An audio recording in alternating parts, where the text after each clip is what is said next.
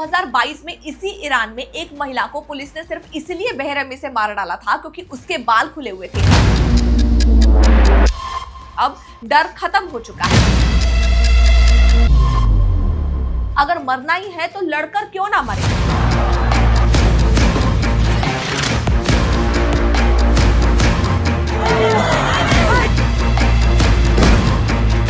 आज ईरान में जो आग जल रही है वो उसी निर्दोष खून से उठी हुई आग है। खामेनेई को भी मादुरो की तरह सत्ता से हटा दिया जाएगा।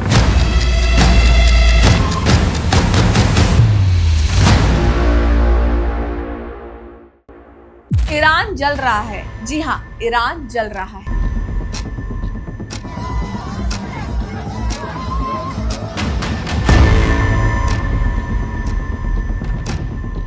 ईरान कोई छोटा देश नहीं है, ये मिडिल ईस्ट का सबसे बड़ा खिलाड़ी है। दुनिया के 5 टॉप ऑयल और गैस रिजर्व इसी देश के पास है। हार्मोज स्ट्रेस, जहां से दुनिया का लगभग 20% तेल गुजरता है, वो ईरान के कंट्रोल में है। यानी कि अगर ईरान हिलता है तो सिर्फ तेहरान नहीं हिलने वाला, बल्कि पूरी दुनिया की अर्थव्यवस्था कांप उठ सकती है। लेकिन उसी ईरान से एक तस्वीर अब वायरल हो रही है। ये एक महिला की तस्वीर है जो सिगरेट पीती नजर आ रही है। ईरान के सर्वोच्च नेता के पोस्टर को जला रही है और ये 21वीं सदी की सबसे बड़ी तस्वीरों में से एक बन गई है। ये तस्वीर बताती है कि सिर्फ खामेनेई ही नहीं जल रहा, बल्कि सिगरेट से निकलने वाला धुआं ईरान को जला रहा है। इसलिए ही मैंने कहा ईरान जल रहा है।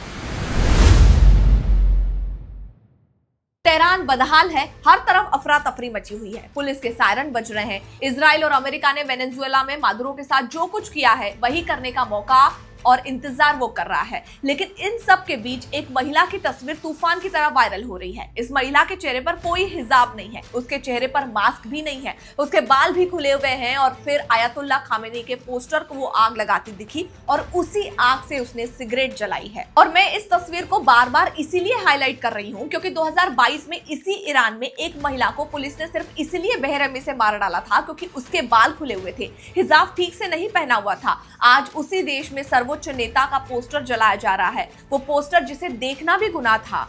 अब ये दूसरी तस्वीर देखिए जिसमें महिला चीख चीख कर मर रही है और खून बहते हुए कह रही है कि मुझे डर नहीं लगता।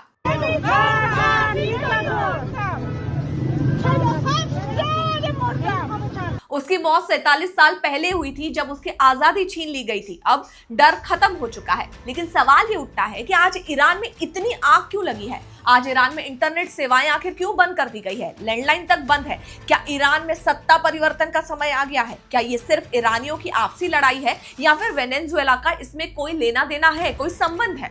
नेतन्याहू से लेकर डोनाल्ड ट्रंप तक और जिन ईरानियों के पास बहुत ज्यादा पैसा था, तेल था, आज वो गरीबी और बेरोजगारी के नीचे क्यों दबते नजर आ रहे हैं? क्या अमेरिका वही करने वाला है जो बांग्लादेश, नेपाल, श्रीलंका या फिर वेनेजुएला में हुआ? क्या खामेनेई को भी मादुरो की तरह सत्ता से हटा दिया जाएगा? ईरान की कहानी में कई लेयर्स हैं, एक लेयर खोलने पर दूसरी लेयर खुलती है।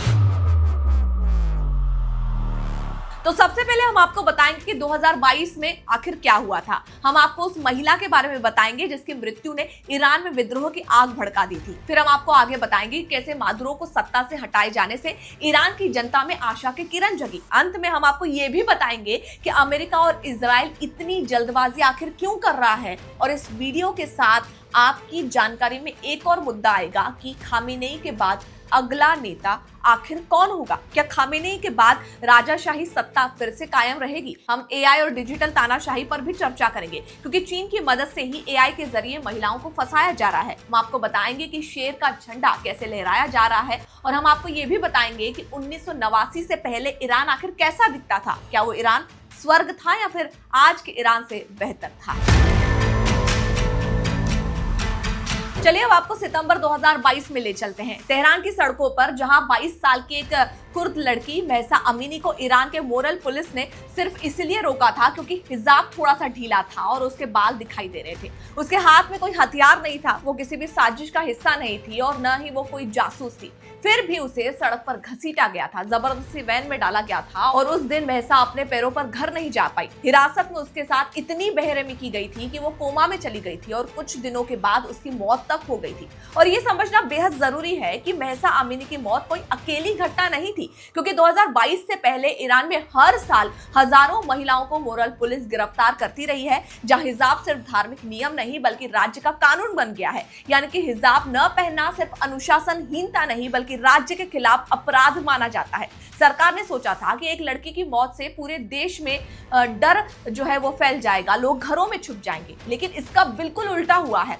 महसा अमीनी की मौत ने ईरानियों के दिल में मौत का डर ही खत्म कर दिया था। लोग सड़कों पर उतर आए थे, नारे लगे, अगर मरना ही है तो लड़कर क्यों ना मरे। और जिस दिन सरकार ने महसा अमीनी को मारा, उसी दिन ईरान में लाखों विद्रोही पैदा हो गए थे। और आज ईरान में जो आग जल रही है वो उसी निर्दोष खून से उठी हुई आग है। कई न्यूज़पेपर्स की हेडलाइन आपने जरूर देखी होगी, वेनेजुएला में जो कुछ हुआ है ईरान में वही होने वाला है, Iran is the next target, ये कहा जा रहा है। लेकिन सवाल ये उठता है कि आखिर कैसे? ये वेनेजुएला है और ये ईरान है, कहने के लिए तो बहुत दूर है, लेकिन परिस्थिति बेहद एक समान नजर आ रही है। वेनेजुएला में निकोलस मादुरो लंबे समय तक सत्ता में थे, उन्हें रूस और चीन का समर्थन मिला हुआ था, ठीक वैसे ही जैसे कि आज ईरान की सरकार को मिलता आ रहा है। लेकिन जब ईरान के लोगों ने देखा कि वेनेजुएला में लोग सड़कों पर उतर का जश्न मना रहे हैं, पुलिस उन्हें नहीं पीट रही, तो उनके अंदर बैठा हुआ डर टूटने लगा, उन्हें हिम्मत मिली। लोगों के मन में यह भी सवाल आया कि अगर वेनेजुएला में मादुरो के साथ वो सब कुछ हो सकता है तो तेहरान में खामेनेई के साथ क्यों नहीं? अगर मादुरो को चुनौती दी जा सकती है तो हम क्यों नहीं दे सकते? और यहां से ईरानियों को यह भरोसा मिला कि पत्थर की दीवारों को भी तोड़ा जा सकता है, गिराया जा सकता है। इसी बीच देखिए, अमेरिका का समर्थन सामने आया, जिसकी सबसे बड़ी वजह अमेरिका और इजराइल की ईरान के साथ दुश्मनी मानी जा रही है, खास करके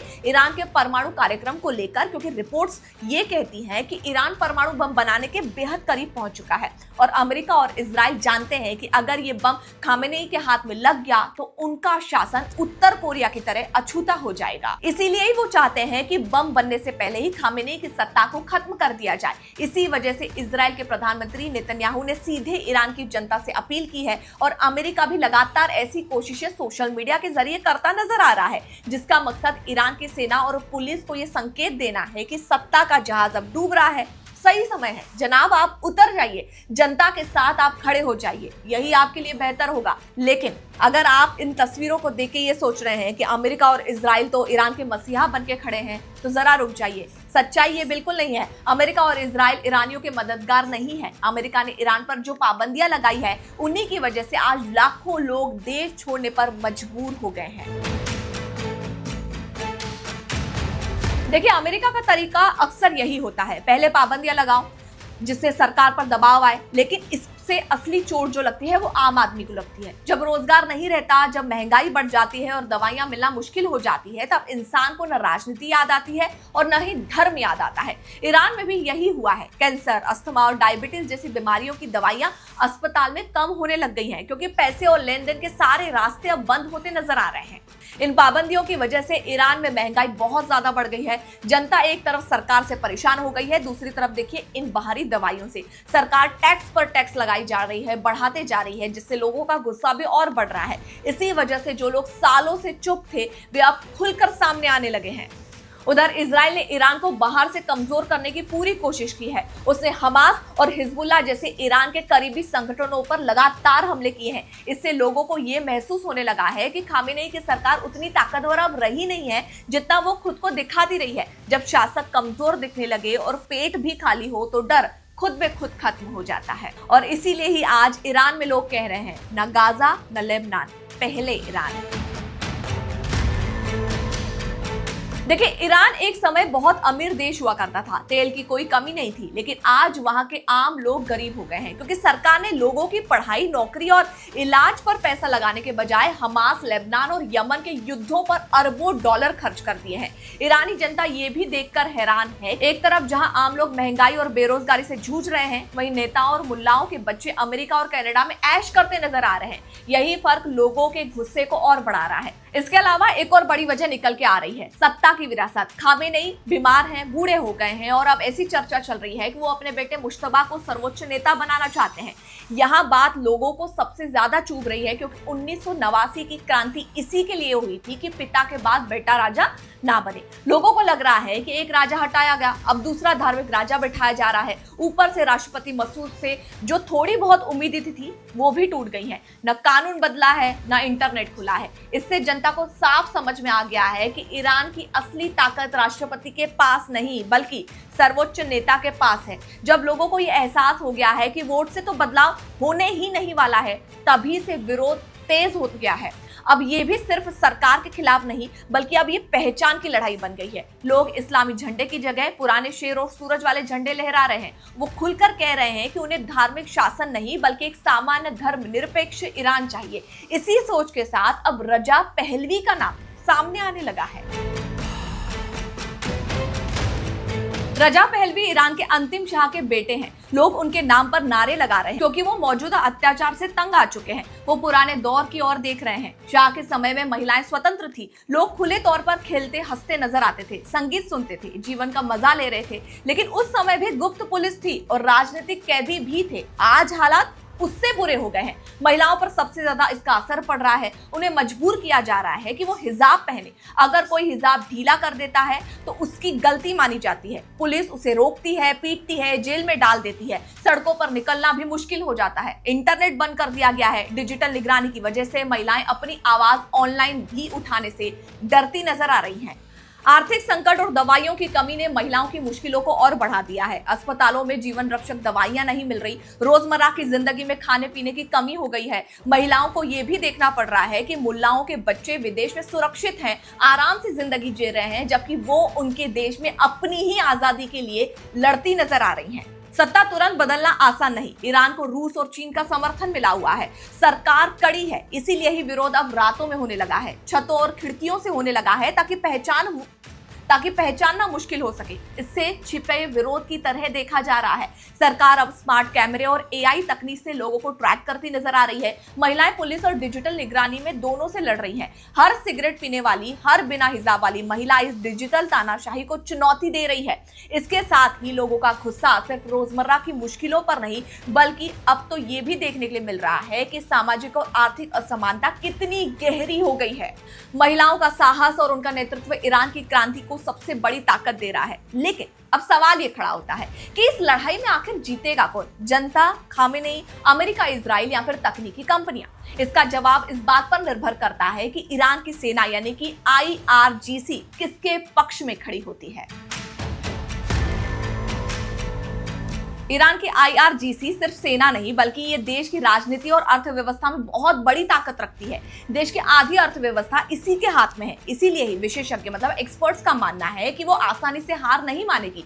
संभव है कि ईरान में हिंसा जो है वो और बढ़ सकती है, लेकिन हर सेना की अपनी एक सीमा होती है। अगर आर्थिक संकट बढ़ता है और सैनिकों को लगे कि वो अपने ही लोगों को, अपने ही भूखे परिवारों को मरते हुए देख रहे हैं, उन्हें गोली मार रहे हैं, तो विद्रोह संभव है। अमेरिका और विपक्ष इसी मौके के इंतजार में है। अमेरिका का पैसा और समर्थन इसमें अहम भूमिका आपको आगे जाकर निभाता नजर आएगा, जैसे कि वेनेजुएला में हुआ है। वहां पर भी अधिकारियों को डराया गया, लालच दी गई, धमकाया गया, पैसे देके उनका मुंह बंद किया गया और सपोर्ट लिया गया। ईरान आज चौराहे पर खड़ा है। एक तरफ सरकार है जो सत्ता बचाने के लिए किसी भी हद पर जाने के लिए तैयार है, दूसरी तरफ जनता है जिसे डर अब खत्म हो चुका है। वेनेजुएला में जैसी घटनाएं हुई वैसे ही ईरानियों में उम्मीद जग गई है। आर्थिक संकट ने लोगों को निडर बना दिया है, लेकिन सेना अभी भी मजबूत है। वही तय करेगी कि आगे आखिर क्या कुछ होगा। फिर भी सिगरेट पीती महिलाएं, पोस्टर जलाते लोग, छतों से उठती आवाजें और पुराने शेर वाले झंडे ये दिखा रहे हैं कि 47 साल पुरानी कहानी बदल रही है। ईरान में सिगरेट का धुआं अब आग की तरह फैलता नजर आ रहा है, क्रांति की तरफ संकेत दे रहा है। जैसे ईरान के महान कवि फिरदौसा कहते थे, जब अत्याचार हद से ज्यादा बढ़ जाए तब उसका अंत निश्चित है। आज ईरान का हर युवा खुद को नायक मानता है। वो मानता है कि चाहे रात कितनी भी लंबी क्यों ना हो, सुबह जरूर होगी। पूरी दुनिया की निगाहें तेहरान पर है। जो कुछ भी होगा उसका असर सीधा सिर्फ ईरान या फिर तेहरान पर नहीं होगा, बल्कि दुनिया भर पर पड़ेगा। लेकिन ईरान की अंदरूनी कहानी, उसकी अपनी लड़ाई है, ये उनका संघर्ष है, लेकिन इसका असर दुनिया पे पड़ेगा। राजनीति हमेशा सरल नहीं होती, लेकिन ये लड़ाई उनके अपने हक की है, आजादी की है। अब देखिए, वीडियो का अंत होने जा रहा है, लेकिन इस अंत से पहले मैं आपसे कुछ सवाल पूछना चाहती हूँ जिसका जवाब आप जरूर दीजिएगा। सवाल यह है, क्या अमेरिका पागलपन के उस दौर की ओर बढ़ रहा है जहां उसने देशों पर कब्जा करना शुरू कर दिया हो? वेनेजुएला, ईरान, ग्रीनलैंड, भारत पर कर लगाने के बाद डोनाल्ड ट्रंप और अमेरिका ने मिलकर दुनिया को एक जंगल बना दिया है। एक ऐसा जंगल जहां केवल शक्ति का राज है। जिसके पास शक्ति होगी वही बचेगा, जो कमजोर है वो मर जाएगा। क्या अमेरिका दुनिया को तीसरे विश्व युद्ध की ओर धकेल रहा है? ये दूसरा सवाल है। रूसी जहाज को पकड़ना, वेनेजुएला से तेल निकालना, भारत पर प्रतिबंध लगाना, रूस के साथ सीधा युद्ध करना, शायद ईरान पर हमला करना, वेनेजुएला और ग्रीनलैंड पर पहले हो चुका है यह हमला, नाटो का अंत। ये कई सवाल मैं छोड़ के जा रही हूँ जिसका जवाब आप मुझे जरूर दीजिएगा। बाकी आपको ये वीडियो कैसा लगा ये भी मुझे बताएं, और साथ ही ईरान के और कौन से मुद्दों पर आप मुझसे चर्चा करना चाहते हैं, कौन से मुद्दों पर आप चाहते हैं कि मैं वीडियो बनाऊं, ये भी जरूर बताएं। शुक्रिया।